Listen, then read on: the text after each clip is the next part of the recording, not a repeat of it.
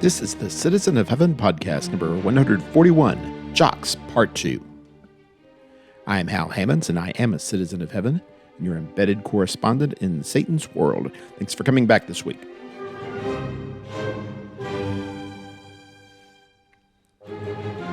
In the western corner, representing the Oregon Ducks, we have BJ Sipe, host of the Set Your Mind Above podcast and evangelist for the Church of Christ in Danville, Kentucky. In the eastern corner, representing the Tennessee Volunteers, we have Terry Francis, preacher for the Church of Christ in Chelsea, Alabama, and his son Peyton. In the second half of our conversation, we debate the merits and demerits of football. This is what I've been playing. I enjoy football a great deal. Let me start with that. But let's be honest. The moral value of football is at best nebulous. It celebrates violence. It thrives on partisanship. It makes mortal enemies out of neighbors. It makes heroes out of villains.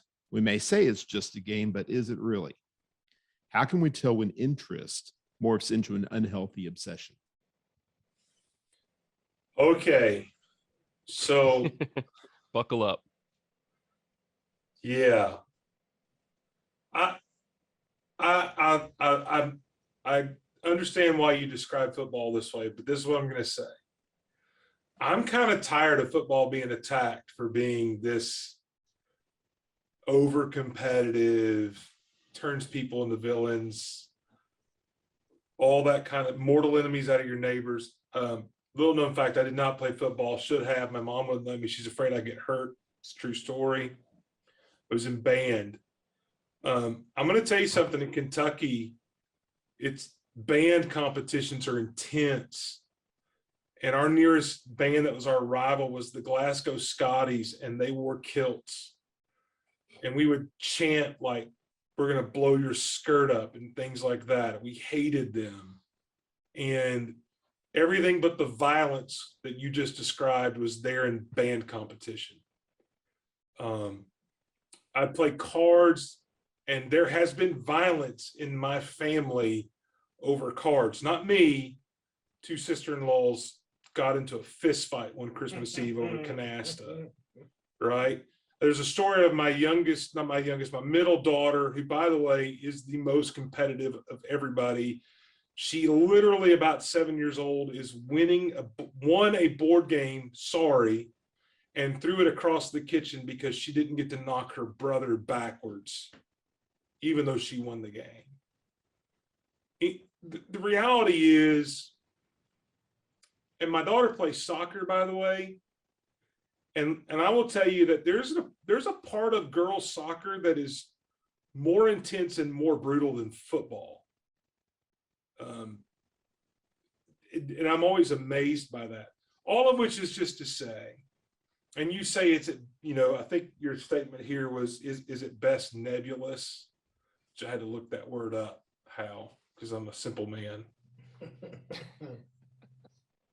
Do we realize, and the reason I get passionate about this is because I've heard people complain. I use a lot of sports analogies and all that. Sports is a big part of our life, has been for our family. Football player, lacrosse player, daughter's a soccer player, is going to play soccer in college. I mean, this is a huge part of our life, and people sometimes complain about that. The reality is everything outside of your faith is nebulous to begin with. Right. Everything is. And so we talked about competition earlier. Almost everything in your life creates competition that can breed the same things that we blame football for. I mean, I've seen people in their workplace do all of these things, maybe not violence, but I mean, we've seen that too, right? I mean, the Kroger in Memphis was the Kroger we shopped at, where a guy was asked to leave and went in and shot the grocery store up and killed a lady that worked with my wife. I mean, and that wasn't football. That was just work. Like, the problem is not sports. The problem is not football. The problem is mankind. That's all I'm going to say. And so I doubt that. Huh? I doubt that. You doubt that it's mankind? That's all I'm going to say. That's all you're going to say. Yeah. Yeah. No, I'm with you, Terry. Until you said that, now I'm going to give you a hard time. Now it's funny. It's funny. This is the funny thing too. Like, we look at sports and some people complain about, why do you like sports and all this stuff? And it's usually people that are into like other stuff, right? And that's fine.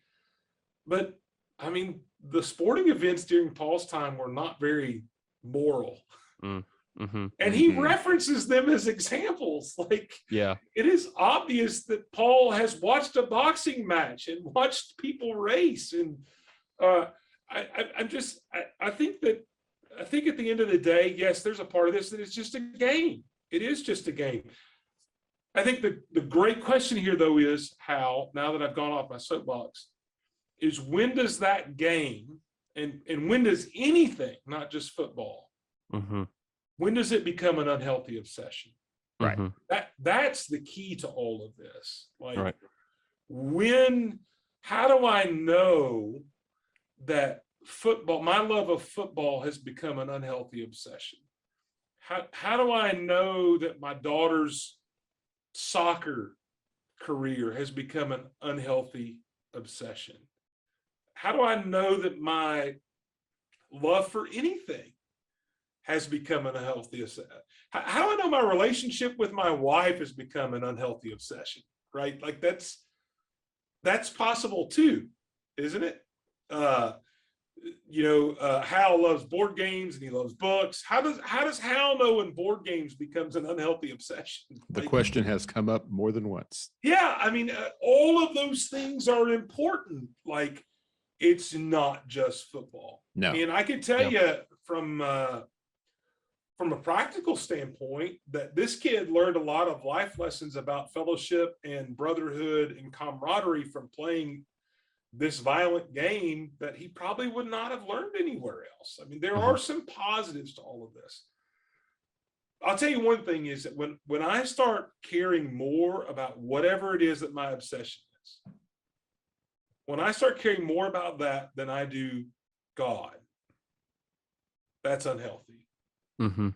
When I regularly miss assemblies in order to play or attend a game, I've got a problem. It's an unhealthy obsession.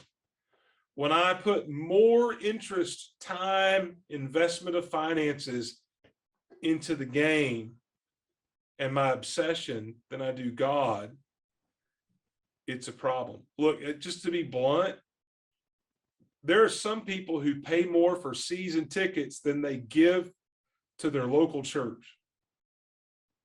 That's an unhealthy obsession. Right. There's a lot of those indicators there. When somebody can't attend church and sit through 2 hours of Bible study and a lesson in worship because it's just too hard on them for whatever reason, but they can sit through a 3-hour high school or college football game, it's an unhealthy obsession. There are things there that make this unhealthy, for sure. Yeah. I think we all see those things when they're unhealthy. So I think for me, when I read that, I was like, okay, first off, I got to defend this game that I love so much. Because I got to be honest with you, like, your description makes football sound almost immoral, but I will take watching the Tennessee Vols or anybody play football over most of the garbage that's on TV any day. I mean, I just will, because I don't, even when we lose, by the way, which hurts me a little bit. And BJ knows what I'm talking about. It's painful when his Ducks lose. I tell you, I still don't feel the same way I do when I watch some of the other garbage that's on TV. Like, just to be honest with you, there's some things that are way more destructive to my faith than this.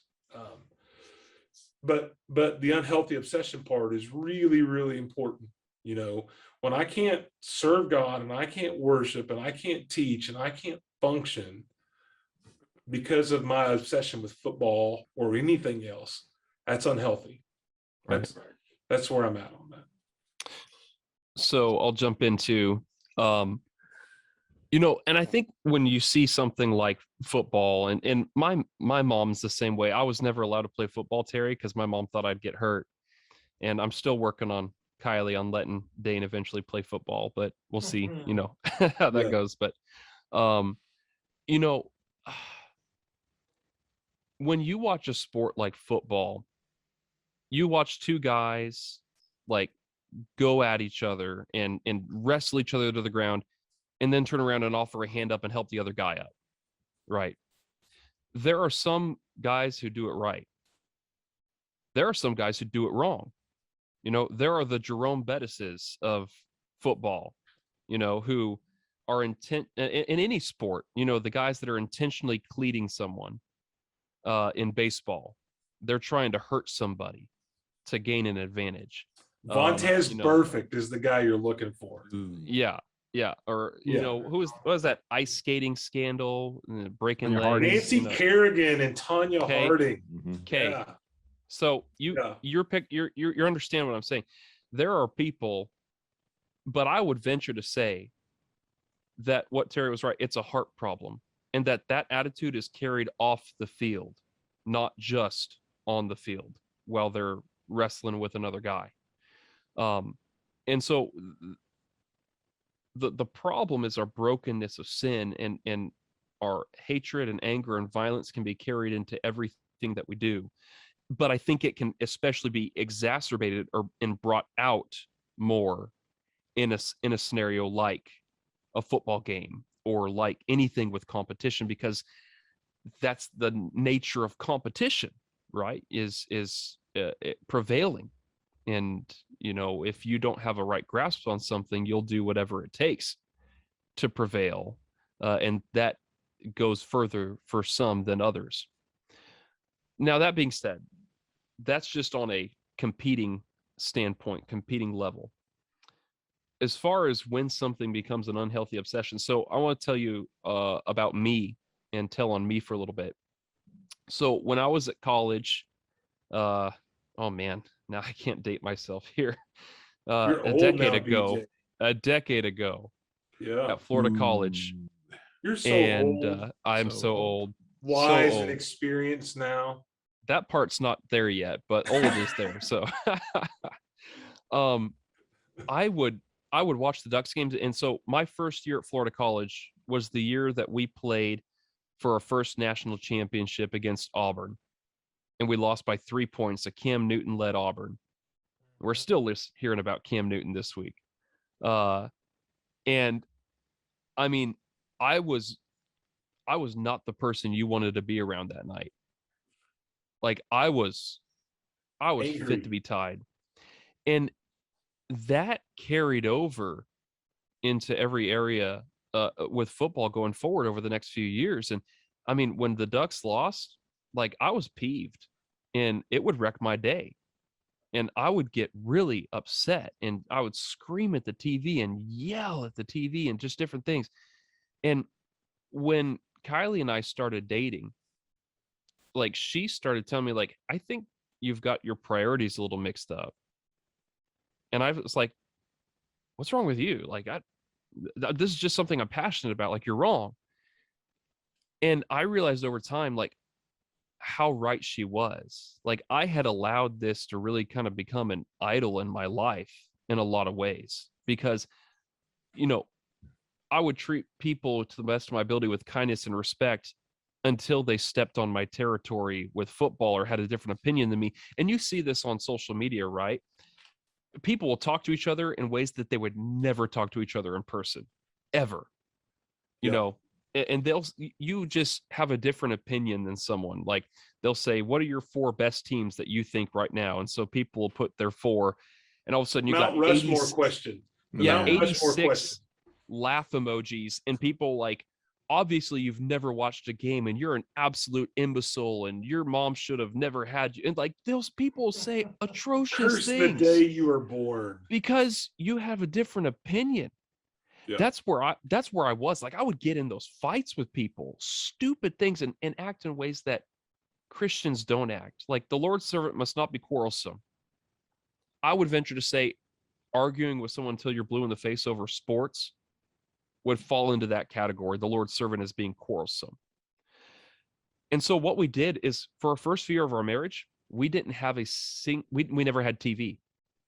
We did not own a TV. She put you through detox.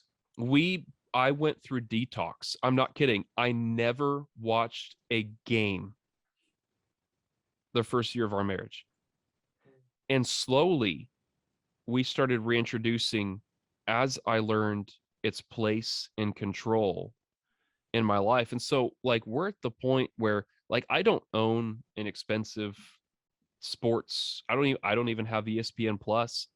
We've got, Paramount and Amazon Prime, and so I'll catch a game, sometimes on Sundays and sometimes on Thursday night because Prime shows those. And other than that, a lot of times I'll just kind of check in periodically, and I'm so grateful because I don't have to check anymore. Like, it's not something that I have to do. Before, it was something that I had to do. Yeah. And that's when something becomes an obsession, when it's like a part of your identity. And that's kind of where I wanted to go with this, is an identity question. Because and I'm not saying like, I'm going to bleed green and yellow till the day I die. Like, I'm always going to be a Ducks fan, right? But you know what? At the end of the day, it doesn't matter whether you love football or hate football. It doesn't matter whether you are a Ducks fan or an Alabama, or an Ohio State fan. No, that does matter. That. Some of the brothers that I'm so close to here in our congregation are big Buckeye fans. Yeah. And we give each other grief all the time about football. But you know what? We love each other. We would never treat one another poorly as a result of sports. And we got each other's back. Like, we have it in its right place, its priority. And I'll tell you what, I have heard of preachers having to go down to different places in the country where there are big rivalries and actually preach a sermon about not hating your brother who is an Auburn fan, or not hating your brother who is a Crimson Tide fan. Dude, I will tell you, after moving to Alabama, like, one of the things I do is I try to include that as a somewhat humorous example of conflict, just to continue. But part of that is just for fun. Right. And we don't have that issue here. But part of that is to remind people this is just for fun. Like, I love the game. I love baseball. I love hockey. I love basketball. But it's a game at the end of the day, And like, I love soccer. I'll even watch international soccer and all that. But at the end of the day, it's still just a game, right? That's all it is. Yeah. Our identity is not found in where you were born, your social status, your race, your team, where you went to school. Our identity has to fully and completely be found in Christ and what Christ has done for us. And if that's where I derive my identity from, I believe that's when we will put all these other things into the right perspective. But when these things are a part of my identity, then when you disagree with me, how I interpret that is you hate me. You're my enemy because this is personal. And it's not personal. That's not a sports issue. That's a heart issue. Exactly. And that's what you said at the beginning and why I reiterated that. It is a heart issue. Yeah, let me tell you something. You want to talk about where that's more prevalent than anything else right now? That's politics, man. Oh, yeah. Politics, if you want to go after something about being divisive and making me hate other people, right now, that's politics. It's funny that you can actually use football right now to unify somewhat two people that hate each other on politics. And vice versa. Yeah, it's just how everything is. And our challenge there is to change the hearts of men. And, I encourage people to let their kids play sports. I understand maybe you're scared about different things. I'll tell you, one of the things that the benefits of that too was it was another opportunity to share your faith with people. Yeah. Peyton more than once got Wednesday night practice during two-a-days canceled for the whole team because he told the coach he wasn't going to be there. You have the opportunity to share your faith and to share your conviction. My favorite two pictures of Peyton, one's his freshman year, and he's leading prayer with his entire freshman team under the goalpost, huddled around him, reaching out to touch him. And my favorite picture is actually on the wall behind the camera, which is from his senior year before a game against his biggest rival, and it's just him by the play clock before the game started, knelt down, praying. And he didn't do those things to be seen, but there was a sense and opportunity. And by the way, his senior year, his coach was diagnosed with really aggressive cancer, had to leave before the season was over. It was an emotional night. The night he announced that we beat our biggest rival.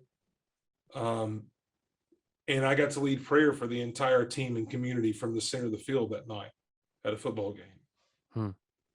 This is an opportunity as well for you to actually be in the community and share Jesus with people. If it's not an unhealthy obsession.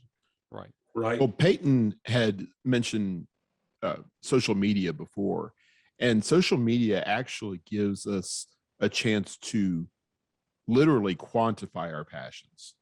You can actually count. It's not guesswork. It's not speculation. You can maybe not determine exactly where Jesus versus football or whatever is in your own heart, but you can very accurately measure where it is in the perception of other people. All you have to do is just count. And I was just reading in another context, Colossians chapter 3 and verse 5. And when you look at concepts like immorality and impurity and evil desire and greed, which amounts to idolatry, and right in the middle of those is passion, which is something that we usually brag about. We brag about having passion. Well, if you have a passion for my God, as we sometimes sing, that's one thing. But usually we're talking about deliberately allowing ourselves to be carried away with our emotions, allowing them to define us in that moment. And in that, whether it's 5 minutes or 5 hours or 5 years, in that moment when we're being governed by our passions, we're not being governed by Jesus. We're not being defined by our relationship with Jesus. We're being defined by our relationship with our team or our candidate or whatever it happens to be. And that's a mistake. And it's one of the reasons why I feel so strongly about this. And I'm not picking on football particularly, but any kind of passionate activity that consumes us in the short term, we convince ourselves that if I am completely captivated and swept away by this, and I don't act like what I like to think is myself for 2 hours or 3 hours or 4 hours or whatever, cussing on the golf course, whatever it is for you, that doesn't count somehow. And then I get to reset and go back to my regular life after this. That's the wrong way of looking at this. Any kind, and both of you have been touching on this, any kind of activity that makes us look less Christ-like is a mistake. And we need to reassess and maybe go cold turkey, like BJ was saying, whatever it takes for us to establish in our own mind and in the mind of our neighbors who we really are in all of this, what our actual defining characteristic and relationship is. I always laugh, by the way, when the person says I'm too obsessed with football, at the same time on their social media page has a debate about who their favorite doctor is, right? Was it Doctor Who? Like, okay, you have your own obsession, right? Here's the funny thing. You mentioned social media, and so the three of us are preachers, and I don't know about y'all, but we have an active social media stuff for church here, and live streaming services, but also active post, right? I know BJ has an active kind of daily blog that you can read up on, and it's on his church page and it's on his personal page on Facebook and all of that. I was talking to another friend recently. I said, if I could just get our members to share the social media from our church page as quickly as they do about their politics and their sports teams, we'd be okay. Yeah. Preach it. Right. I think it's so funny. Like if the majority of us, and look, I don't share a lot of stuff. And I think it's because in my mind, I'm like, well, I'm the one that did all of that on that page. Why am I sharing it twice? So sometimes I will. And I really feel weird and uncomfortable about sharing my own sermons, by the way. That really makes me uncomfortable. But I mean, at the end of the day, it's sad when our neighbors know who we voted for and who our favorite team is, but they couldn't tell you where you go to church. I think that's where you see there's an there's an unhealthy interest issue. Yeah. There's an incongruence. Yeah. And I remember the story about a guy, I think it was Brother Wisenhunt out in Arkansas, who was a member of the board of Florida College at one time, very faithful, that he had on his farm, a silo or something caught fire, and it was on a Wednesday night. He wasn't home, and his neighbors knew exactly where he was because it was Wednesday night. Right. Mhm. And they knew he was at Bible study, and they went and got him. That was before cell phones. They went and got him from church because his farm had something on fire. Like if your house caught on fire and your neighbors had to find you where they know where you are, I just think it's interesting from that standpoint. So. I love what you just said, Terry. And I'm thinking about that in just relation to, you talk about what you're passionate about and you hide what you're not so proud of. And I think I've always thought about when Jesus says, whoever confesses me before men, I'll confess before my Father. But whoever denies me before men, I'll deny before my Father. You notice he never said anything about being silent. But I would ask you, where do you think that falls? In confession or denial? And I think if we're being really honest with ourselves, the reason for most people that they don't talk about Jesus is not that they're ashamed, but they are more proud of other things. And that goes back to the identity picture again. And this is a really good introspective opportunity for all of us, because it's not just about football, like you said, Hal. It's about looking at our priorities, looking at what's important to us, looking at who we are and how we see ourselves, and maybe taking a little bit of an inventory and looking at how others see us will help to define that a little bit. Well, we only have one actual football player in the room. We ought to get Peyton's judgment on. You don't want to ask him about football. He was that violent kid you're talking about. He was. If I made an enemy forever with Peyton. Peyton hates everybody. That's it. Yeah, no, football players against the world. No, it's I mean, it's a two-edged sword. If it weren't for football, there'd be a lot of if it weren't for football, there wouldn't be several disciplinary things that I learned through my coaches, being able to finish the drill, being able to finish your job, making sure that, you have a priority, you stick to it. Me, like Dad said, like for 11 years, me playing football, I was a lineman. Linemen, they really don't have many jobs. All you got to really do is be big and block. That's pretty much it.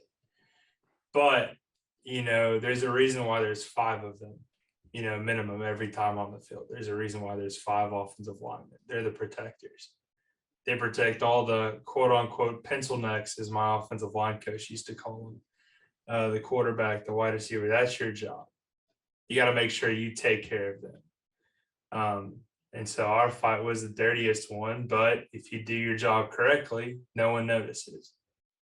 If you have 0 sacks on the day, you got about 2 or 3 pancakes at the end of the game, you did your job. No one's going to really see that stat. But if there's 5 sacks, everyone puts blame on the offensive lineman. It's a blessing and a curse for being an offensive lineman. But if you don't take care of your job, then you're hurting the team. And so that can be, you could draw that kind of example, what have you, in the congregation. There's some times where people aren't doing their jobs and they need a little motivation every now and then. Or if that person can't do their job, the next person up can fulfill it. There always got to be somebody there.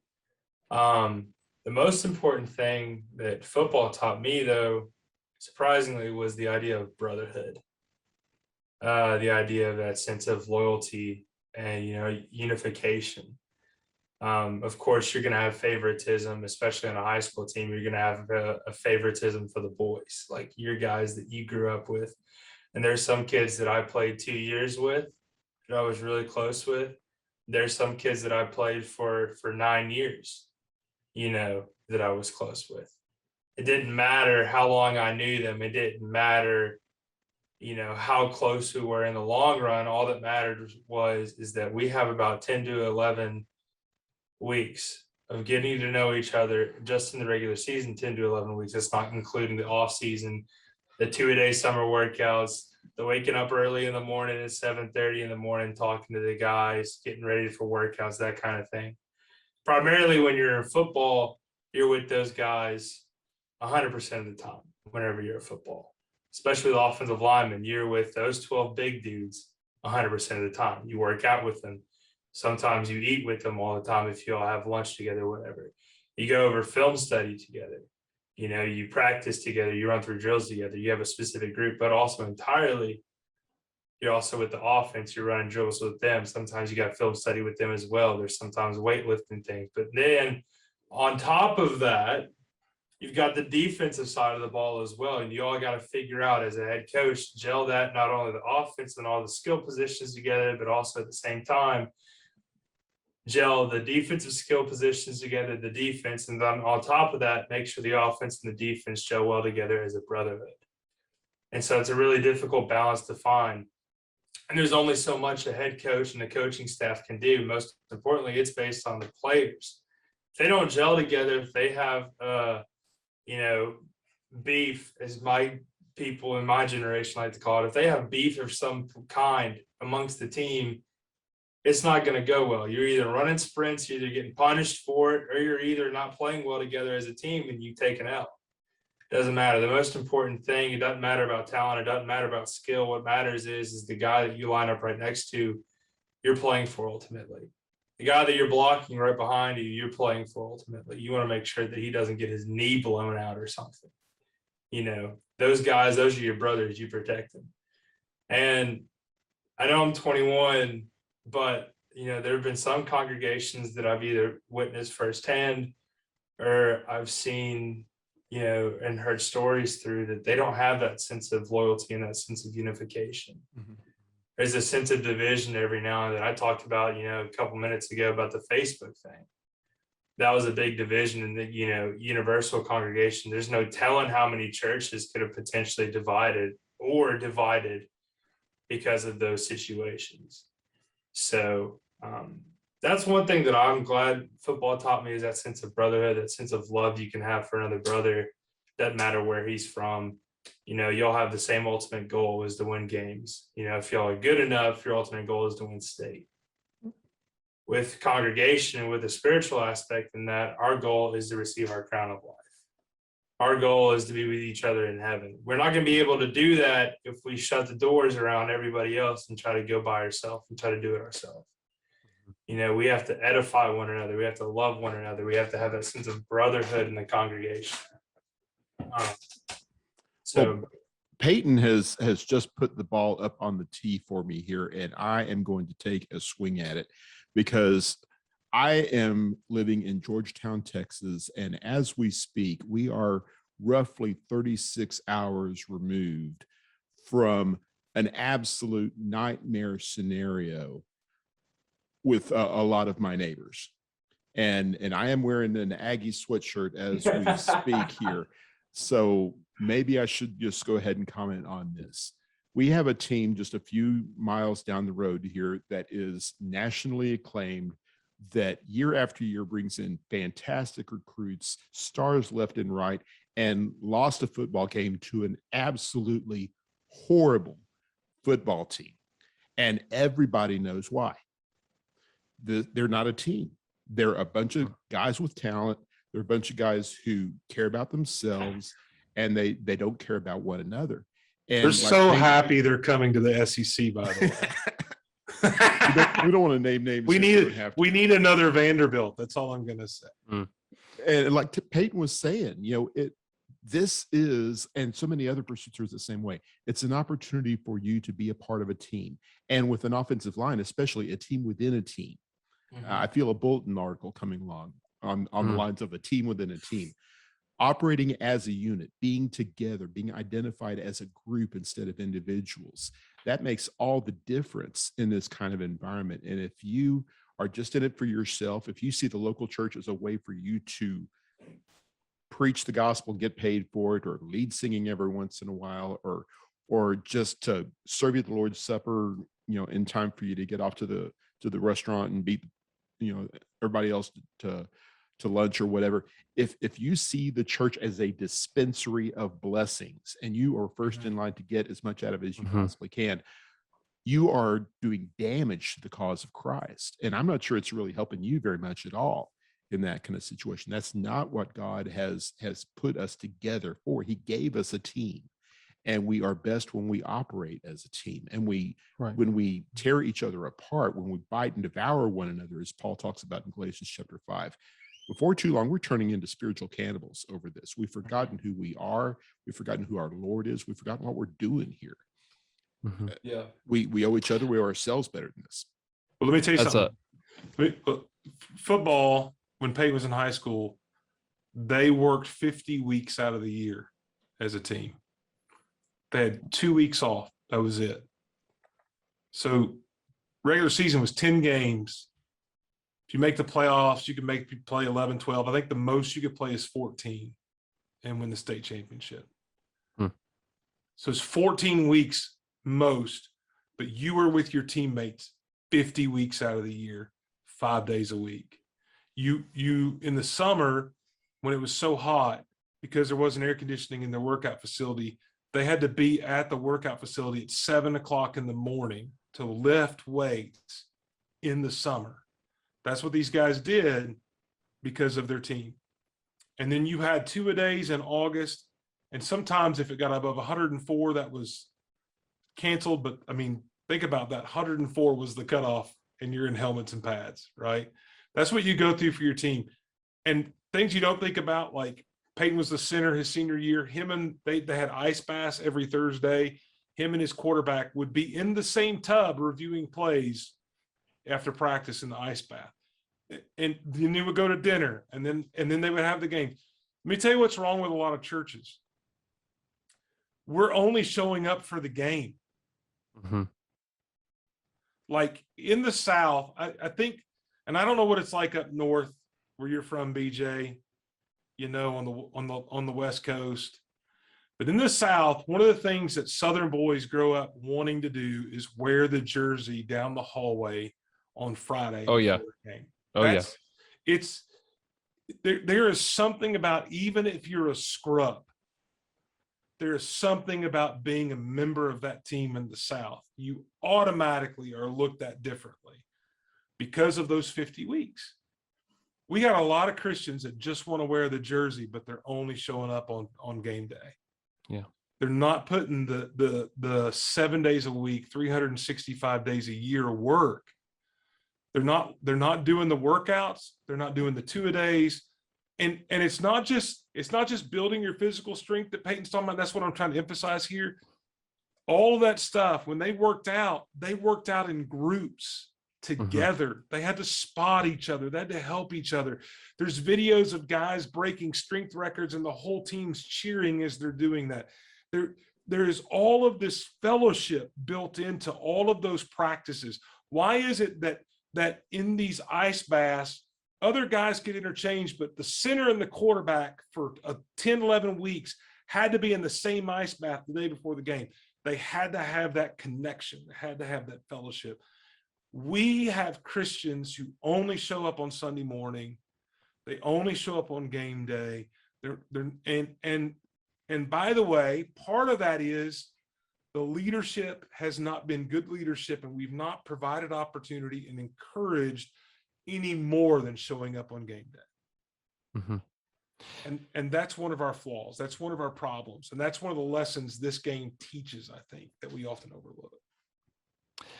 Terry, I'll tell you, first of all, thank you for giving me my podcast for tomorrow, because that's it. I'm taking that and using that analogy and that illustration. I'm a Duck fan, obviously, and so I follow not just current players but past players, and one of my favorite guys is LaMichael James. and he was a great athlete, great running back. He was kind of the Rolls-Royce Freeman before Rolls-Royce Freeman was there. And LaMichael James was just interviewed recently because he runs a restaurant in I think it's Portland, might be Eugene. I think and he was asked, "What do you think about Chip Kelly?" And Chip Kelly, of course, is the coach that really brought Oregon to the national level and gave us the spotlight. And he said it didn't matter what anybody thought about Chip Kelly.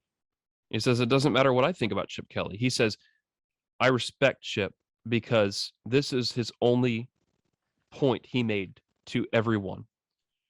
No one is bigger than the dead. Every single game, every single practice, no player is bigger than the team.